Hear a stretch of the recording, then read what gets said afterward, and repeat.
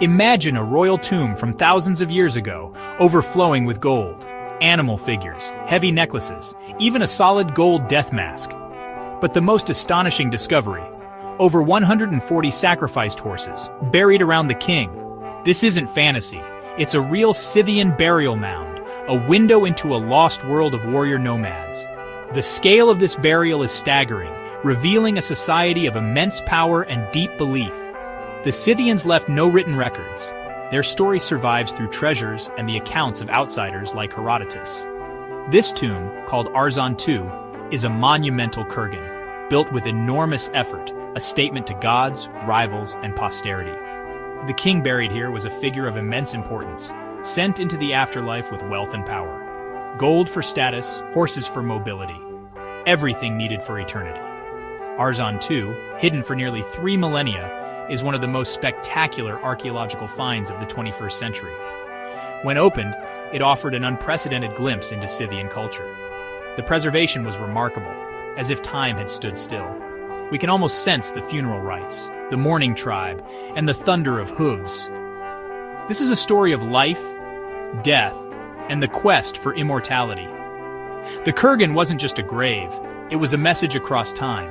It challenges everything we thought we knew about these nomads. The treasures and sacrifices speak of a world both brutal and beautiful, and it all began with a single extraordinary tomb. Who were the Scythians? Not a single nation, but a network of nomadic tribes dominating the Eurasian steppes. Their territory stretched from the Black Sea to China, and for centuries they ruled these vast grasslands.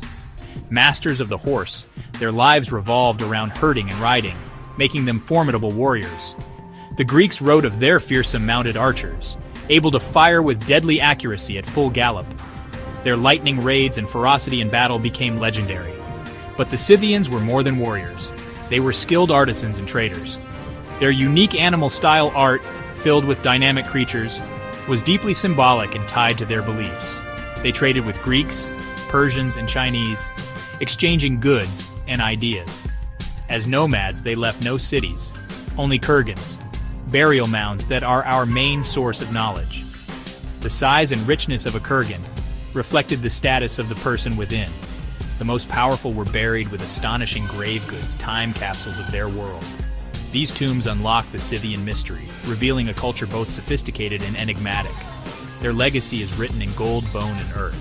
Through their graves, the Scythians speak across the ages, and every new discovery brings us closer to understanding their world. The story of this king's tomb begins in Tuva, southern Siberia, a land of ancient burial mounds.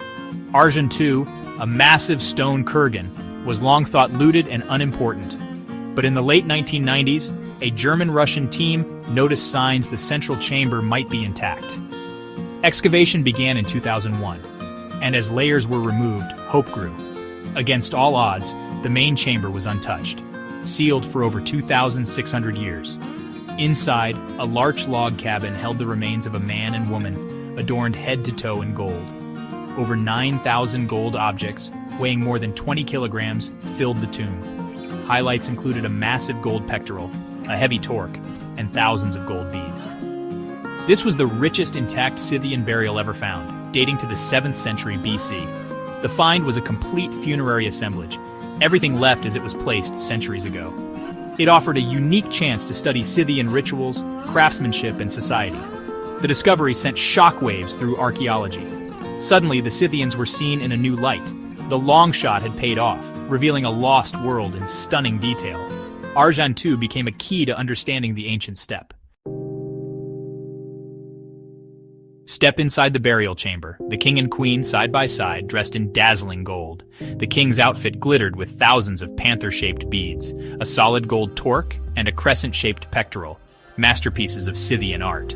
The queen, equally adorned, wore gold earrings, a headdress, and necklaces, with a bronze mirror and iron tools by her side. These items reveal the power and status of elite Scythian women. Weapons, gold-covered daggers, and ornate vessels surrounded the couple, each object a work of art. Even everyday items were topped with exquisite animal sculptures. This was more than wealth. It was about beauty, power, and belief. Scythian goldsmiths used advanced techniques like granulation and repousse. The animal figures are astonishingly detailed: muscles, feathers, scales. Their art gives us a direct link to their worldview, filled with powerful, dynamic creatures. Every object tells a story of status, spirituality, and the wild steppe. The chamber is a time capsule of Scythian life and death. The gold of Archaeological II is more than wealth. It's a language. Each piece tells of Scythian beliefs, power, and identity. Gold symbolized the sun and eternal life, ensuring immortality for the dead. The sheer quantity was a political statement, proof of the king's dominance. The animal-style art, panthers, deer, griffins, was a symbolic code, representing spiritual forces and clan identities. Archaeological II's early date shows this art was an indigenous steppe tradition, not borrowed from elsewhere. The gold covering the king's face was about transformation, turning a mortal into a divine being. Every object, from pectoral to bead, was part of a sacred project, securing the king's power for eternity. The tomb's treasures are a window into Scythian spirituality and ambition.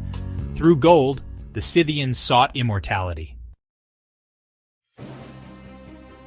Beyond the chamber, the most awe-inspiring sight, over 140 sacrificed horses, arranged in neat rows. These were prime stallions, buried with their tack and adorned in the same animal motifs as the gold treasures. The horses were not just offerings, they were the king's cavalry for the afterlife. For the Scythians, horses were everything: transport, war, wealth, and status. To be buried with so many was the ultimate display of power. The horses ensured the king would remain a great chieftain in the next world. Herodotus described such funerals, and Archaeological II proves he was right. The ritual was brutal, but essential to Scythian belief. The horse sacrifices maintained cosmic order and royal power beyond death.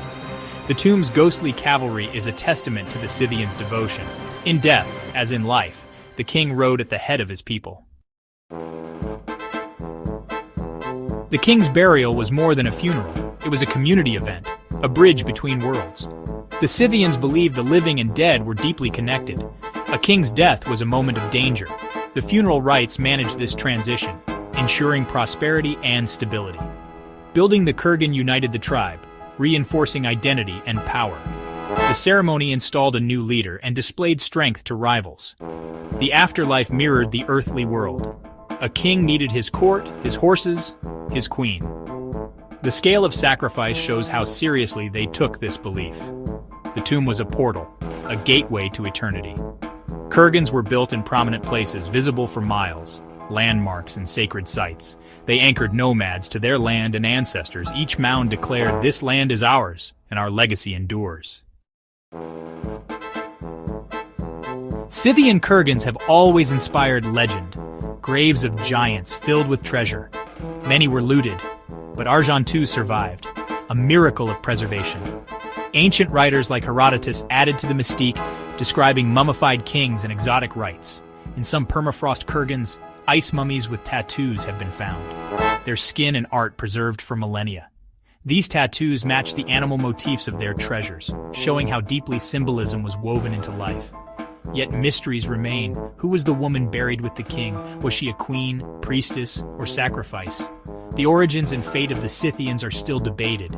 Did they vanish, assimilate, or fall to rivals? The kurgans are snapshots, not the full story. Each discovery brings new questions, new clues. The steppe still holds many secrets beneath its mounds. The Archaeological II tomb has transformed our view of the ancient world. The steppes were not a backwater, but home to a powerful, sophisticated civilization. The Scythians were not mere barbarians. They were artists, warriors, and visionaries. This tomb proves their culture's deep roots and challenges old assumptions. Modern science, DNA, isotopes, imaging, continues to unlock new secrets. The story is still unfolding, a reminder of our shared human quest for power, identity, and immortality. The Scythians built monuments, filled them with gold, and rode into eternity. Their voices echo through archaeology, telling of kings, artists, and the wild steppe. Thousands of kurgans remain, each a time capsule, each a mystery. The past is waiting to be discovered, one tomb at a time.